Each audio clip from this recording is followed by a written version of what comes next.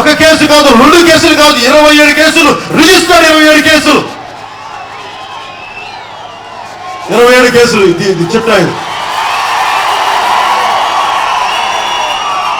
దీంట్లో ఒక section 307 attempt to murder, section 448 ఇంట్లోకి దీన్ని కొట్టడం, 323 ఆయుధాలు లేకుండా చేతులతో దాడి చేయడం. ఈ ఒక్క 3 కేసులు ప్రూవ్ అయితే నిజంగా సరైన జడ్జి ఉండి న్యాయ వ్యవస్థ సరిగ్గా పనిచేసి పోలీస్ వ్యవస్థ సరిగ్గా పనిచేస్తే ఇలాంటి ఎమ్మెల్యే చట్టసభలకు వెళ్ళి జైల్లో కూర్చునే వ్యక్తి ఇతను తెలుగుదేశం పార్టీ వెనకేసుకొస్తా ఉంది. ఇలాంటి తెలుగుదేశం పార్టీ వెనకేసుకొచ్చే వ్యక్తుల్ని నేను మీకు అండగా ఉండాలి, నిలబడాలి.